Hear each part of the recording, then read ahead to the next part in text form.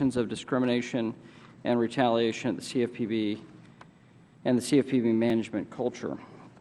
Without objection, the Chair is authorized to declare a recess of the subcommittee at any time, and without objection, all members will have 5 legislative days within which to submit extraneous material to the Chair for inclusion in the record. The Chair now recognizes himself for the purposes of an opening statement for 5 minutes.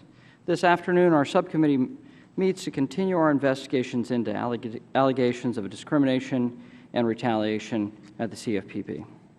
Director Cordray, we appreciate your willingness to appear before us today. In April of this year, 7 months after a Deloitte consulting report confirmed racial disparities in the Bureau's hiring, pay, and performance review ratings, and 4 months after the Defense Investigators Group confirmed Angela Martin's claims of Bureau retaliation, Director Cordray wrote to me to request that he appear before the subcommittee to discuss these troubling issues and his responsibility for controlling CFPB managers. Accountability is crucial to leadership, and I look forward to Director Cordray specifying actions that he has taken to reprimand and terminate managers who have wrongfully treated and retaliated against CFPB employees. Equally important, I look forward to hearing from Mr. Cordray about how he has taken actual steps to end employee abuse at the CFPB. People are suffering and feel unprotected at their place of work, and we've heard from them. Their managers have been given unequivocal free rein, resulting in a toxic management culture that lacks accountability and trust.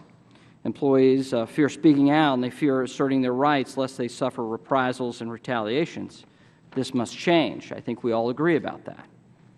Mr. Cordray testifies before us here today fully furnished with the capacity and obligation to have already taken immediate action against oppressive managers and to assert his internal accountability and leadership at the Bureau.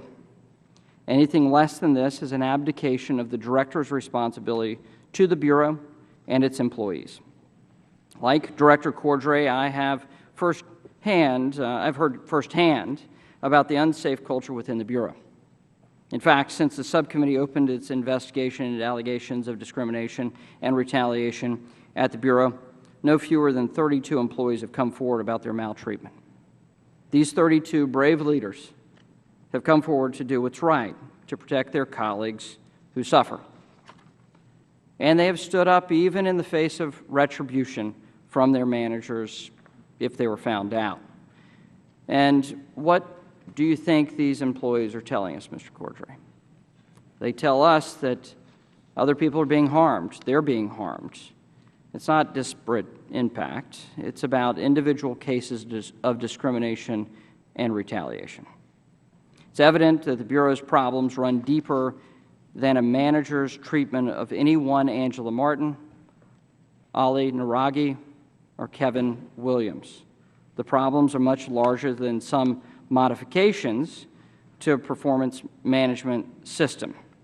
The problem is a CFPB management culture that condones intimidation, discrimination, and retaliation. And if the Director has failed to reprimand and remove bad managers, then the problem is also his leadership or lack thereof. That's why we have this hearing today, to give the Director the opportunity to say what he has done and how he's fulfilled his obligations. Director Cordray, dozens of your employees are coming forward to this subcommittee because they have nowhere else to turn, or at least that's how they feel. They don't trust their EEO process. They don't get a fair shake in your union grievance process. And some of them have even approached you personally, apparently with nothing to show for it. For the CFPB employees watching, I'd like to say this: we're listening. If you have already come forward to share your concerns, know that you're not alone. If you're unsure about whether coming forward will do any good, please know that it will. To that end, I, along with Chairman Hensarling and Subcommittee Chair Capito, recently wrote the GAO to request that it undertake an independent, nonpartisan investigation into these matters. I'm pleased to report that the GAO has accepted our request, and now shortly, Bureau employees will have an opportunity to confidentially share all of their concerns with the Government Accountability Office. Director Cordray, the subcommittee recognizes that its investigation has led you to initiate some action.